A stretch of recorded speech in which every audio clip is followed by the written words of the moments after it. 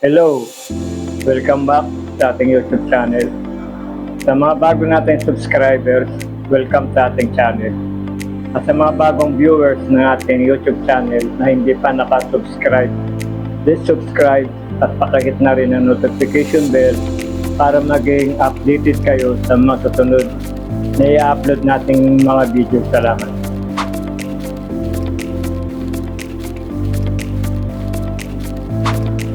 Ang topic natin ngayon tungkol sa biasing.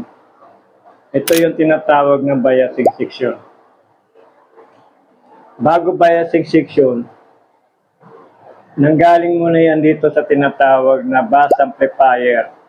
Ito yung bus amplifier na isang PNP transistor galing ng positive supply rail at isang uri ng NPN transistor galing naman ng negative supply rail, kung saan itong bus amplifier, pinoprocessor niya yung signal dito galing sa input signal sa positive at negative cycle ng input signal at ipoprocess niya rito sa bus amplifier.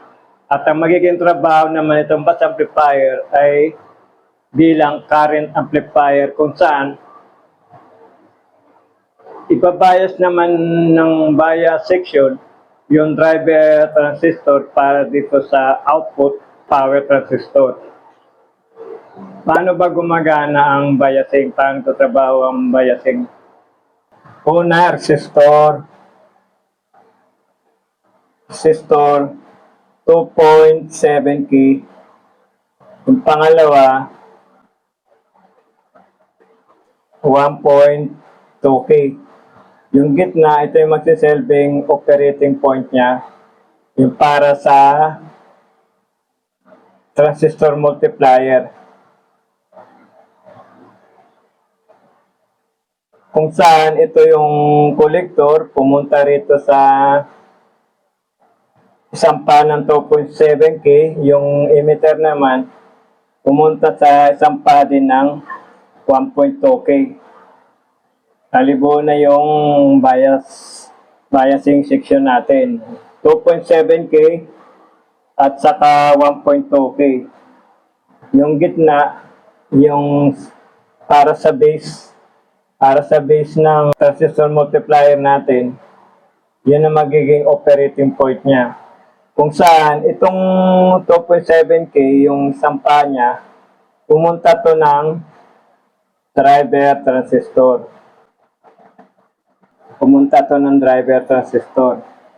Ito yung collector, emitter. Yung emitter may nakatouch dito na resistor, depende sa value. Tapos dito sa 1.2K, ganun din, pumunta din to ng isang PNP driver transistor. Kabaliktaran naman yung arrow. Isang uri ng PNP. Tapos dito sa emitter niya, ganun din, meron din naka-attach na resistor. Yan. Ang tawag dito, emitter resistor para sa load side. Kasi nakakabit sa load side. Tapos ito yung collector. Pero bago yon, itong 2.7K na bias resistor, may pinanggalingan muna ito na isang transistor galing naman ng bus amplifier. Ito yung base, tapos ito yung emitter, collector. Kung saan itong emitter niya, meron din dito nakakabit na resistor. Dito sa base, meron din siyang nakakabit din na resistor. Yan. Itong kabilang dulo, galing ito ng positive supply. Yan, positive supply. Tapos dito sa 1.2K, ganun din. Nanggaling din muna to ng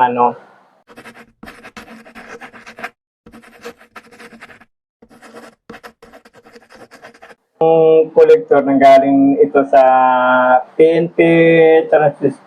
NPN transistor nanggaling to sa positive supply. Itong PNP naman, collector nanggaling din to sa negative supply. Kung saan, halimbawa na lang, ito yung positive supply at ito naman yung negative supply. Halimbawa lang, palagay natin na 43.7 volt. 43.7 volts DC. So, supply rail natin. Tapos, pumunta siya ng isang 680 ohms na resistor. Tapos, tumawid siya rito papunta ng isang bus amplifier. Nagkaroon siya ng voltage drop. Halimbawa na lang, palagay natin na 42 volts na lang siya. At dito sa kabila naman, itong 33K, tumawid ng 33K yung 43.7 volt, nagkaroon ng voltage drop, sabihin na lang natin, 40 volts na lang. Pag mababa yung resistance, mataas yung voltage nilalabas niya, pero pag mataas yung resistance, bababa yung voltage niya. Dito sa kabila, ito naman yung negative voltage, ganun din. Halimbawa kung ito 680 ohms, halimbawa kung dito is 43.7 din, ganun din. Tatawid dito yan sa 680 ohms, dadaan siya, tapos dito, magkakaroon ng voltage drop, sabihin na lang natin, 42 volts. Ganon din sa kabila. Ang pinagkaiba lang, positive, ito naman negative. Tapos tumawid din dito sa 33K. After ng resistor, tumawid, pumunta ng base ng voltage amplifier. Halimbawa na lang, magiging 40 volts na lang. 40 volts. Tapos dito sa collector, ang iano nyo na lang dito, sabihin na lang natin 1 volts, positive 1 volts para sa bias resistor na 2.7K.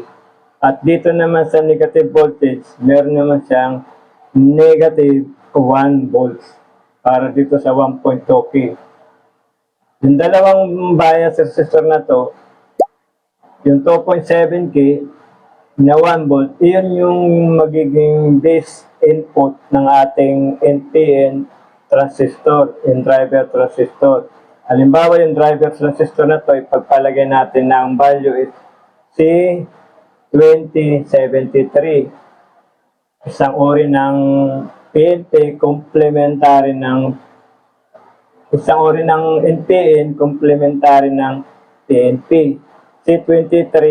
C2073 PNP type at saka itong E940 E940 pala, mali, E940, isang ori ng PNP type na transistor, complementary sila ng NPN. Tapos itong resistor, ipagpalagay natin na 100 ohms. Itong kabila, 100 ohms din. Yung tinatawag na emitter resistor. Emitter ng NPN at palabas at emitter naman ng PNP papasok. Kung mapapansin nyo guys, dito, mapapansin nyo, bakit yung isa palabas at yung isa papasok? Ngayon, bibigyan ko kayo ng tips kung paano madali tandaan.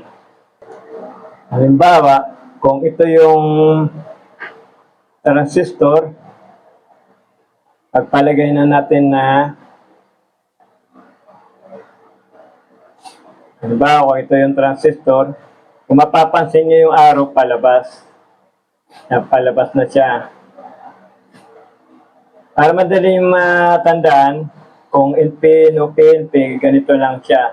Ibig sabihin, palabas na, napasok na. Ibig sabihin na,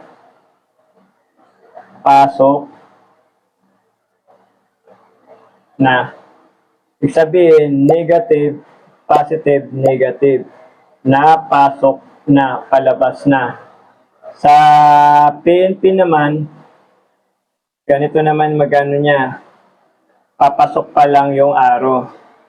Halimbawa, papasok pa lang yung arrow niya. Ang para madali matandaan, ganito lang ang diskarte niyan. Papasok pa lang ang arrow, ibig sabihin, pasok. Tapos ito na, pasok. Sabihin, pasok na pasok. Positive, negative, positive. NPN, na pasok na. Negative, positive, negative.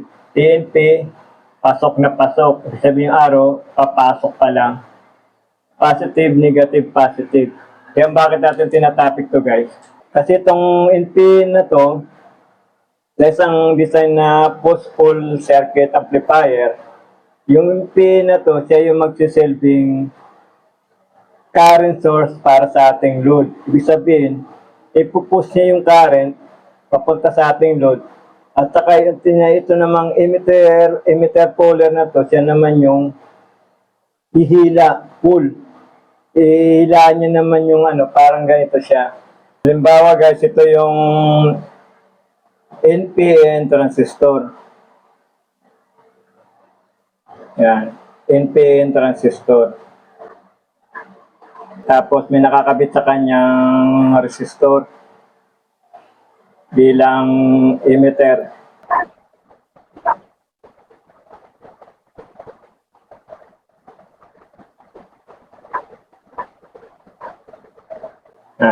Halimbawa, ganito ang design ng isang push pull circuit. Yan, push-pull circuit. Halimbawa, ito yung input. Yung input natin, may tinatawag siya na positive, negative cycle. Halimbawa, ito yung positive, negative cycle. Ito yung positive, negative. Ngayon, pag positive ang signal niya, susundan niya itong si base, itong base na to. Ito yung collector, saka yung emitter. Susundan niya itong during positive half cycle, kasi half kalakalahati lang. Hindi sila nagtatrabaho na sabay. Positive signal yung susundan niya si base. Magtatrabaho itong NPN transistor. Bali ito, halimbawa sabihin na natin yung PN junction niya. Ito yung positive, negative. Halos mabura. Positive, negative. Ibig sabihin, during positive half cycle, susundan nito si base, magkakaroon ng signal yung base, pupunta siya rito kay emitter. Ngayon, after ng negative naman, negative half cycle signal, pag naging signal niya is negative, ito naman si PNP transistor na magtatrabaho. Ibig sabihin, ito yung halimbawa, kung mapapansin nyo yung arrow, papasok. Bali, ganito magiging niyan. Yan. Ito naman yung magiging positive, negative. Kung mapapansin nyo, kasi yung PN junction natin, tinatawag na anode, cathode, positive. Yung emitter base junction niya, magiging negative yung base. Kaya magiging cut-off region na itong NPN. Ito naman na magiging nasa active region, itong PNP.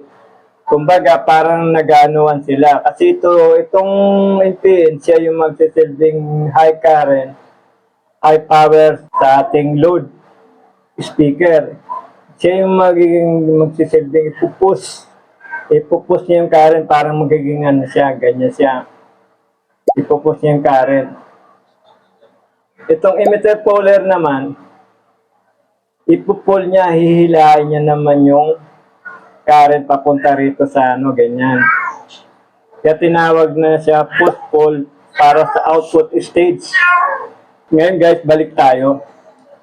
Halimbawa, dito sa base ng driver transistor, meron siyang NPN transistor, meron siyang 1 volt para sa base. At dito naman sa PNP driver transistor, ganun din, meron siyang negative 1 volt para sa base. Ngayon, yung collector niya yung 43.7, dito naman, ganun din, negative 43.7 para sa PNP. Kasi itong NPN para sa positive supply, PNP para sa negative supply. Kung saan, kailangan nito mag-out ng tamang supply para i-drive niya naman yung output. Halimbawa, kung ito yung emitter niya, ito emitter, tapos pumunta yan dito ng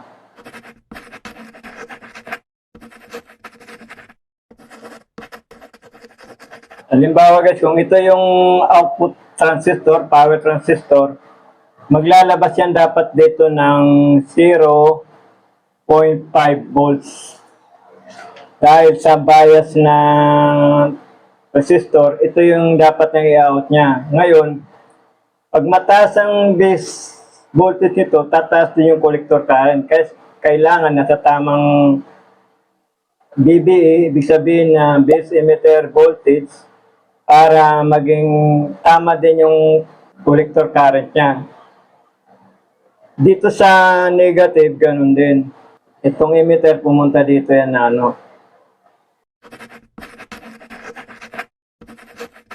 Halimbawa guys, itong output power transistor natin para sa output stage, halimbawa ipalagay natin ang value nito is C5198. Halimbawa C5198, isang uri ng NPN, complementary naman siya ng isang PNP.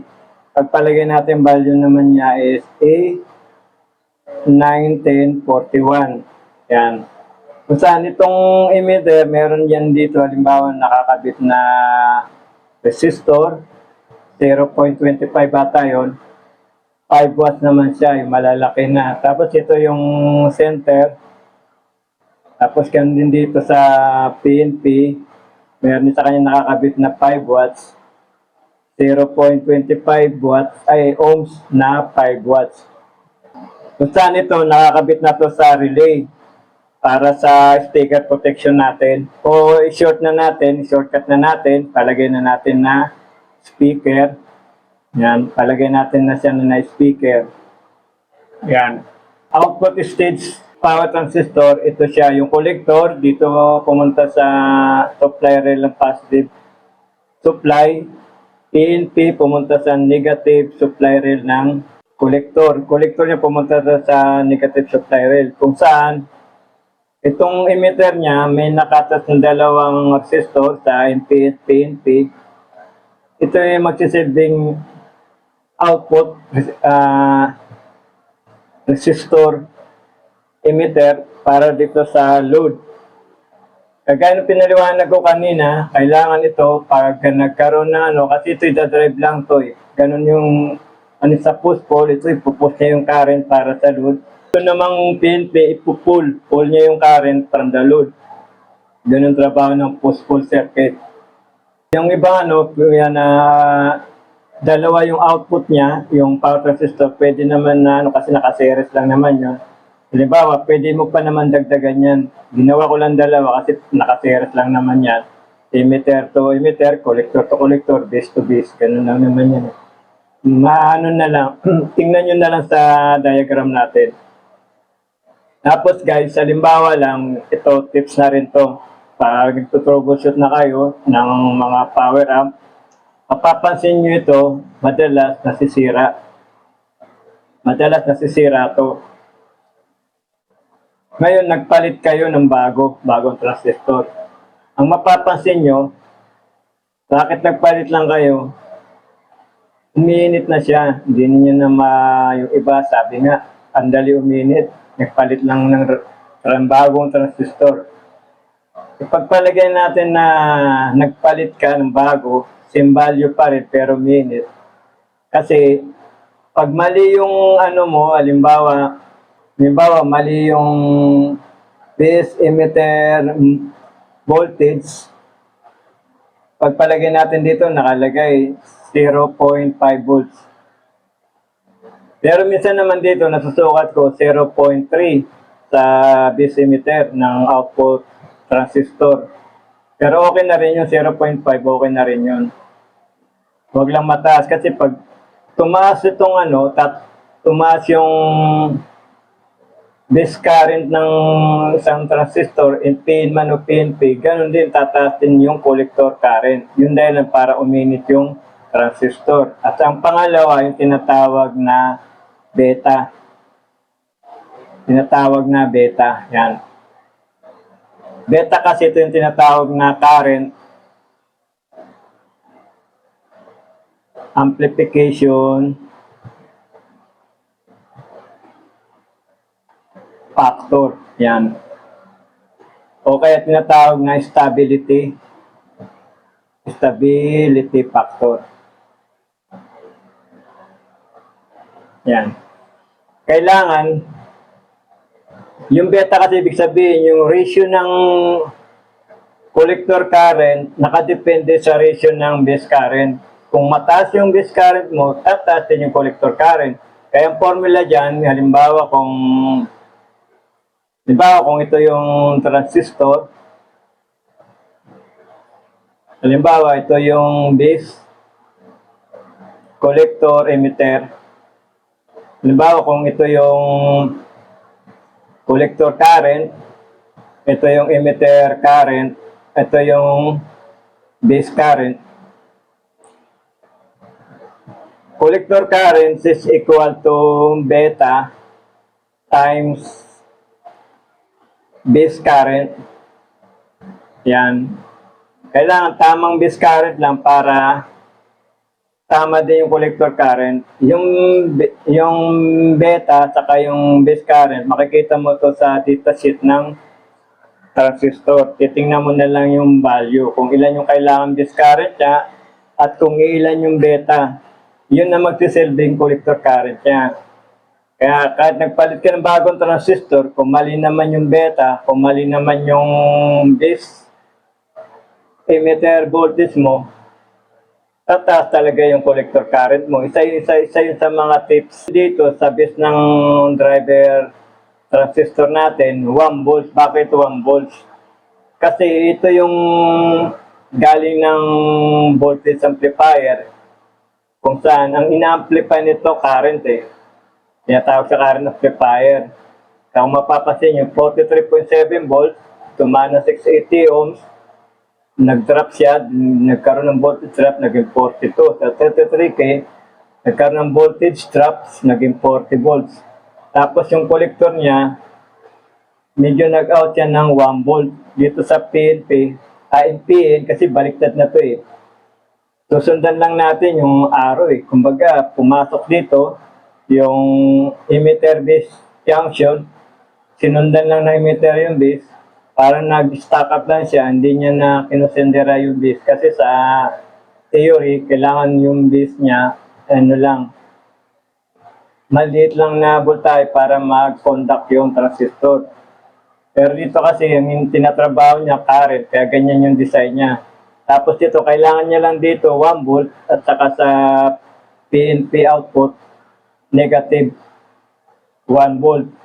Ngayon, pag nasa active region na itong driver, maglalabas yan ng 0.5 volts. Dito naman, ganun din. Maglalabas din siya ng negative 0.5 volts para dito sa PNP transistor. Kasi complementary ng NPN, PNP. Lagi magkasama yung dalawa na yan. Saka itong yung driver na to, amplify na rin yan Patatawag na in-amplify niya na rin yung current. Kanya nga lang, high impedance pa siya Kasi 100 ohms, medyo nasa high impedance pa siya. Yung unang pinakita kong diagram, nakalagay dito, 4.7K ata 4.7K ata yun. Medyo high impedance pa yun. itatrabaho niya yan para maging i-convert niya into low resistance, low impedance para dito sa high power, high current source. Yung tinatawag na push-pull. Kasi dito, ipupush niya yung current papunta rito sa ating load. At ito namang emitter polar, ipupull niya naman. Ibig sabihin, hihilahin niya papasok. Kaya ganyan yung arrow niya, hihilahin niya papasok. Ngayon guys, dito tayo sa actual na circuit. Board ng 5-auto integrated amplifier. Gagawin nating sample. Ito guys yung tinatawag na transistor multiplier. Ang tawag naman ng iba, bias transistor, biasing transistor.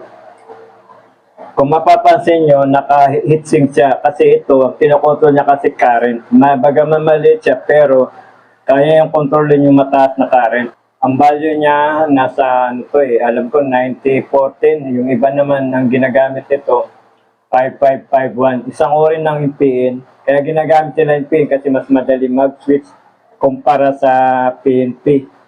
Ito yung gitna, yung base ng transistor multiplier, pumunta rito sa bias resistor. Yung gitna ito yung operating point.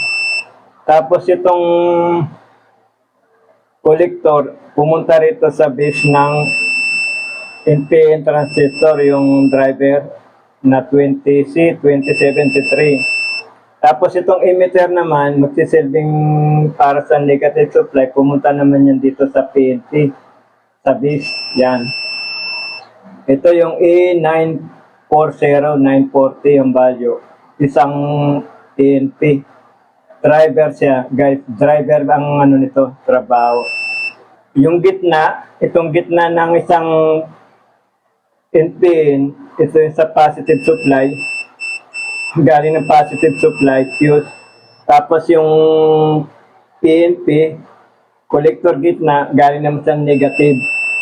Para sa negative supply. Ibig sabihin, NPN, positive supply, PNP, negative supply.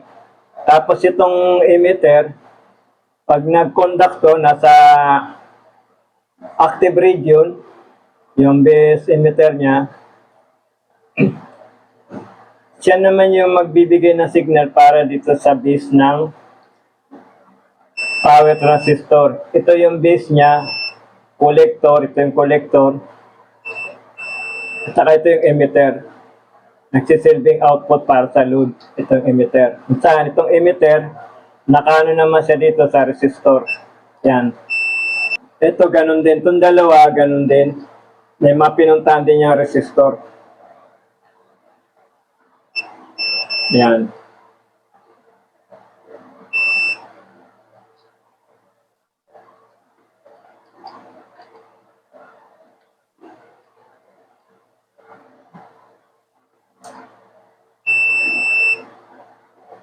Itong isang PNP parang hindi nakakabit. Kasi ito nakano lang naman yan. Naka-parallel lang. Diba? Collector to collector. Ito. Collector to collector. Emitter to emitter. Base to base. Ibig sabihin, ito NPN to guys ito PNP. Dalawang NPN, dalawang PNP. Yung kasi ang dami yung transistor eh. Kaya di na natin yun kasi doon lang tayo sa pinaka-basic lang na paliwanag.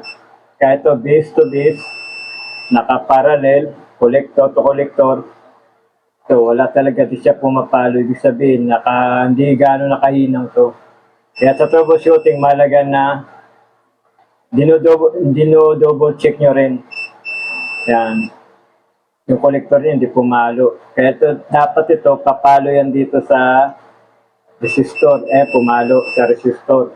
Itong isa, yan, pumalo siya. Corroded lang siguro kaya yung pumalo. Kung saan itong apat na to, magkakakonekta na yan para sa output. Yan.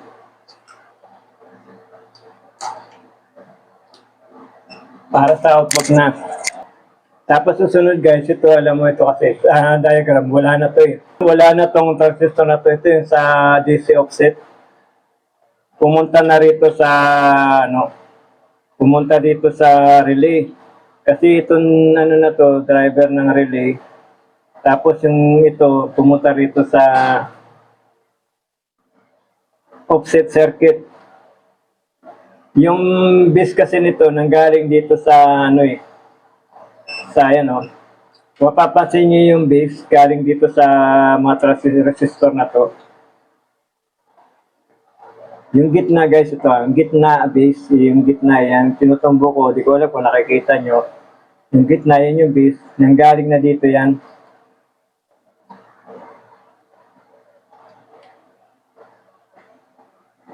Ayusin lang natin. Gitna.